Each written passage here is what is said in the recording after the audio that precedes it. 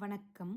முருகப்பெருமானின் அருளால் இன்றினம் காணவிருப்பது திருப்புகழின் 51வது பாடல்.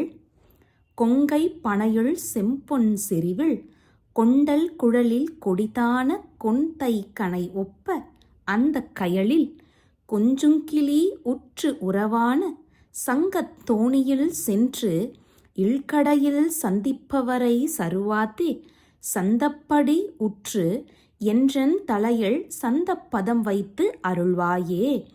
பருமையான பெரிய மார்பிலும் செம்பொன்னாலான அணிகலன்களிலும் மேகம் போன்ற கரிய கூந்தலும் கொடிய வலிமையுடன் தைக்கின்ற அம்புக்கு ஒப்பான அந்த கயல்மீன் போன்ற கண்களிலும் கொஞ்சுகின்ற கிளி போன்ற பேச்சுக்கு உறவான சங்கு போன்ற கண்டத்தின் குரலிலும் ஈர்க்கப்பட்டு சென்று வீட்டின் வெளிப்புறத்தில் தம்மிடம் வருவோரை சந்திப்பவர்களாகிய இந்த விளைமாதர்களுடன் நான் கொஞ்சிக் குழவாமல் பேரின்ப சுகநிலையை நான் அடைய பகவானே எனது தலையில் உனது அழகிய திருவடியை வைத்து அருள் புரிவாயாக முருகப்பெருமானே என்கிறார் நம் அருணகிரியார்.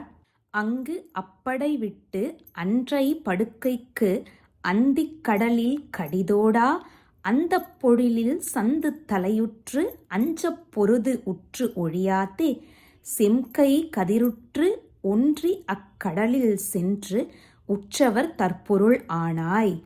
அங்கு தனது சேனையை விட்டு நீங்கி அப்போதே நீர்நிலையாகிய சந்தியாக உள்ள கடலை விரைவாகத் தாண்டி அந்த பூமியாகிய மகேந்திரபுரத்தில் முருகனின் தூதனாக சென்று அசுரர்கள் பயப்படும்படி போர் செய்து அந்த அசுரர்களுக்காக அஞ்சி நிற்காமல் சிவந்த கிரகணங்களை உடைய சூரியனைப் போல் பொருந்தி அக்கடல் கடந்து போய் வெற்றியுடன் வந்தவரான வீரபாகு தேவரின் ஆவிப்பொருள் ஆனவனே. யார் இந்த வீரபாகு என்று கேட்டால் நம் தமிழ்க்கடவுள் முருகப்பெருமானின் இராணுவத்தின் தளபதிக்குள் ஒருவராவார். முருகப்பகவான் சிவனின் 3வது கண்ணிலிருந்து பிறந்தார் அல்லவா. நம் தேவியின் காலிலிருந்து ஆபரணங்களிலிருந்து அவருக்கு உதவ முருகப்பெருமானுக்கு உதவ 9 தளபதிகள் நவவீரர்கள் என்று கூறுபவர்கள் பிறந்தனர். 9 தளபதிகளுக்குள் வீரபாகு மூர்த்தவராவார். அவருடைய வீரதீர செயலைத்தான் இங்கு குறிப்பிட்டு அப்படிப்பட்ட வீரபாகு தேவரின் ஆவிப்பொருள் ஆனவனே எங்கள் முருகப்பெருமானே என்று குறிப்பிட்டுள்ளார் நம் அருணகிரியார்.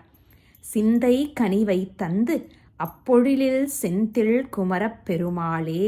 சிந்தையில் அன்பு வைத்து அழகிய பொழில் சூழ்ந்த திருச்செந்தூரில் தங்கும் குமரப் பெருமாளே என்று இந்த பாடலை நிறைவு செய்துள்ளார். நன்றி.